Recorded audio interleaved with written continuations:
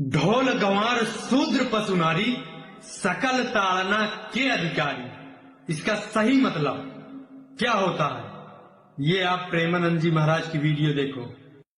महाराज जी के चरणों में कोटि कोटि प्रणाम। महाराज जी एक दोहा पढ़ने के बाद हृदय स्वीकार नहीं कर पा रहा कि ढोल गंवार शूद्र पशु नारी सकल ताड़ना के अधिकारी। जी, इसमें गोस्वामी जी ने बहुत सूक्ष्मता से वर्णन किया। महापुरुषों के वचनों को हम सूक्ष्मता से समझ पाए। प्रायः ऐसा कह करके हम कहीं कहीं माताओं बहनों की अवहेलना करते हैं, कई जगह हम इसका प्रयोग कर देते हैं। अरे वो गोस्वामी जी ने लिखा है ढोल गंवार शूद्र पशु नारी सकल ताड़ना के अधिकारी। अब इसकी व्याख्या सूक्ष्मता से सुने और विचार पूर्वक। शास्त्रीय प्रमाण के अनुसार ढोल है ना, ढोल को ताड़ना चाहिए। ताड़ना मतलब उसको ठपाक चाहिए और बेताल नहीं। शास्त्र सिद्धांत के अनुसार, संगीत शास्त्र के अनुसार तभी वो राग प्रकट कर पाएगा, तभी वो बजेगा। ढोल को हाथ जोड़ के बोलो कि साहब आप बज जाएं, नहीं बजे, उसको ताड़ना चाहिए। अब ताड़ना शब्द चारों में एक जैसा नहीं लगेगा। शब्द एक ही है ताड़ना, लेकिन ताड़ना के अर्थ अलग अलग हैं। जैसे कनक है, एक ही शब्द है कनक, लेकिन कनक कनक ते 100 गुनी मादकता अधिकाय वा खाए बोराए जग या पाए बोराए। बोले कनक ही शब्द है।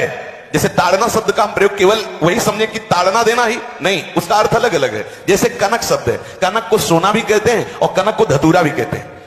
कनक को धतूरा भी कहते हैं। एक कनक है जिसके खाने से बावरा हो जाएगा और एक कनक है जिसके पाने से बावरा हो जाएगा। कनक शब्द एक ही है लेकिन दोनों का अर्थ अलग अलग हो गया। ऐसे ही ढोल में ताड़न का तात्पर्य है उसको पीटना, लेकिन वो शास्त्रीय संगीत के आधार पर उसको ताल देना।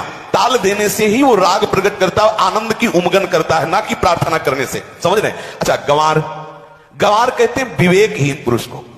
विवेकहीन पुरुष को कोई कार्य दे दो और उस पर दृष्टि न रखो तो कार्य नष्ट हो जाएगा। वहां ताड़ने का तात्पर्य उसको पीटना नहीं है।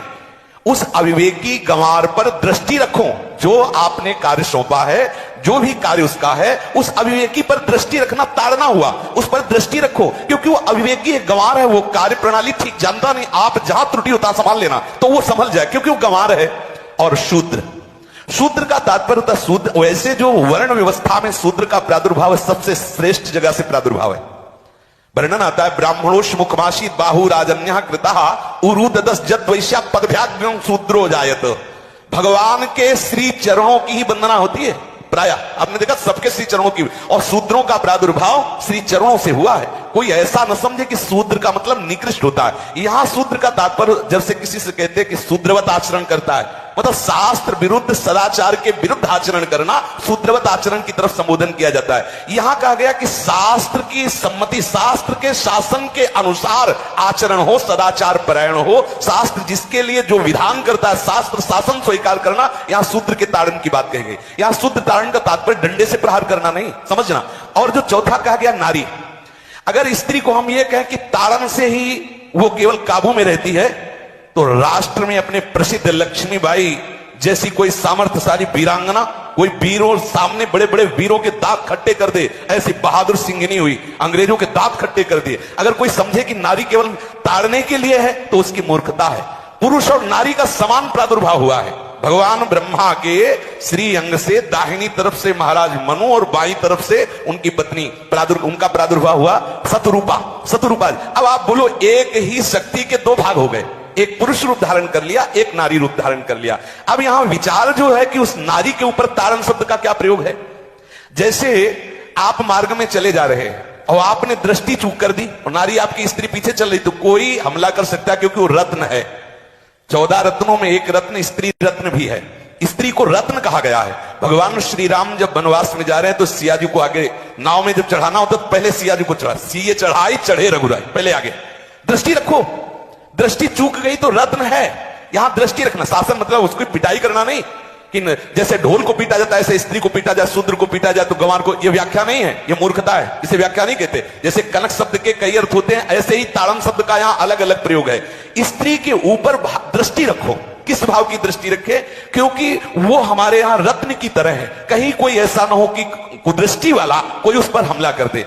पाणी ग्रहण संस्कार में रक्षा का भी सूत्र बताया जाता है कि आपको अभी ये समर्पित है, आप इसकी रक्षा करें। हमारे शास्त्रीय सिद्धांत में देखो, कभी भी स्त्री को अकेला छोड़ने का सिद्धांत नहीं पाया गया। अगर शास्त्रीय सिद्धांत, बच्ची है तो माता पिता के शासन, थोड़ी बड़ी हुई तो भाई आदि के बीच में, और बड़ी हुई तो पति के, और बड़ी हुई तो पुत्रों की, मतलब एक सानिध्य का एक दृष्टि रखी गई है कि यदि आप अपनी दृष्टि में रखेंगे तो उसका मंगल नहीं होगा, उसका हित नहीं होगा। ये जो जैसे मानो कोई स्त्री को अकेला कोई पा गया और कुमार्गामी वृत्ति वाला हुआ, तो आज जो घटनाएं सुनने को मिलती हैं, अगर हमारी दृष्टि हो उस पर तो ऐसा नहीं हो सकता। और दूसरी बात यह है कि स्त्री को बुद्धि स्वरूपा भी माना गया। भगवान से भीष्म जी कहते हैं, मैंने अपनी कुंवारी कन्या बुद्धि को, हमारी कुंवारी कन्या है बुद्धि, सदैव सुरक्षित रखा है, आज आपके चरणों में समर्पित करते हैं। तो शास्त्र शासन के द्वारा बुद्धि को सदैव अपने अधीन रखो, कहीं बुद्धि कुमार्गामी ना हो जाए। यहां स्त्री के ताड़न का केवल एक सूत्र है कि आप उस पर दृष्टि बनाए रखें, कहीं स्त्री रत्न कहीं अपवित्र ना हो जाए, कहीं दूसरे का किसी तरह से कुमार्गामी लोगों का ऐसा कोई बर्ताव ना हो जाए, इसलिए सावधान। वहां उसको पीटने का शब्द नहीं है कि ढोल गवार शूद्र पशु नारी सकल ताड़ना के अधिकारी। ताड़ना का तात्पर्य वहां पीटना नहीं तो विद्वता में देखो तो एक से एक, साधुता में देखो तो एक से एक, वीरांगना देखो एक से एक, ऐसा नहीं कह सकते, क्योंकि जो सामर्थ्य पुरुष में वही सामर्थ्य भगवान ने स्त्री में भी दी, क्योंकि भगवान के ही दो रूप हैं, एक स्त्री और एक पुरुष, समझ रहे ना। तो इसमें एक ताड़न शब्द का कई अर्थ होता है। भगवान की साक्षात शक्ति स्त्री है। अगर कोई इस भाव से देखे कि स्त्री तो केवल ताड़ना मतलब केवल गाली दे के बात करना, ऐसा नहीं। जिस घर में स्त्री का अपमान होता है उस घर का नाश हो जाता है, निश्चित हो जाता है। आप देखिए, रावण का सत्यानाश हो गया जगदम्बा सीता के प्रति, दुर्योधन का सत्यानाश हो गया द्रौपदी के प्रति। जहां स्त्री का अपमान हो जाए, अगर कोई ये समझे कि स्त्री केवल मतलब जैसा हम चाहें वैसा व्यवहार करें, तो अगर नाश ना हो जाए तो हमें बता देना, क्योंकि भगवान की वो शक्ति है। अगर उसे तुम सोचो कि हम ताड़न करें, जैसे ढोल को ताड़न करें ऐसे ताड़न करें, तो तुम्हारा नाश हो जाएगा। बिल्कुल सच्ची बात समझ लीजिए। केवल वहां दृष्टि रखने की बात कही गई है, आपका अधिकार है, आप उसकी सुरक्षा व्यवस्था में रहें। और एक वृत्ति होती है, अगर शासन ना हो तो हमारी बुद्धि भ्रष्ट हो जाए, हमारी बुद्धि भ्रष्ट हो जाए, आपकी बुद्धि भ्रष्ट हो जाए। भगवान का भय, शास्त्र का भय, लोक मर्यादा का भय, ये हमको सुरक्षित रखता है। इसलिए दृष्टि रखने की आवश्यकता है कि वो पवित्र रहे, वो सुरक्षित रहे, ना कि उसको पीटने के लिए यहां संबोधन किया गया गोस्वामी तुलसीदास जी ने। इसलिए सावधानी पूर्वक अपनी वृत्ति को पावन रखते हुए महापुरुषों के वचनों को समझने की चेष्टा की जाए। गोस्वामी जी ने जो यहां कहा, ढोल गवार शूद्र पशु नारी सकल ताड़ना के अधिकारी, तो ताड़ना का अलग अर्थ है, अलग अलग। जैसे ढोल में ताड़ना, तो वैसी सब जगह नहीं ताड़ना लगेगी। आप देखो, पशु जो है, चालक जो घुड़सवार होता है उसको ताड़ना एड़ी से देता है। अब चालक जो होता है घुड़सवार एड़ी से, किसान जो होता है वो बैल को बोलता है दाहिने, जैसे हल जोतने होता है बाएं, वो भाषा समझता है, बाएं मुड़ जाए, और नहीं मुड़ता तो पीछे आ रही है एक छड़ी, उससे वो इशारा देता है, वो समझ जाता है।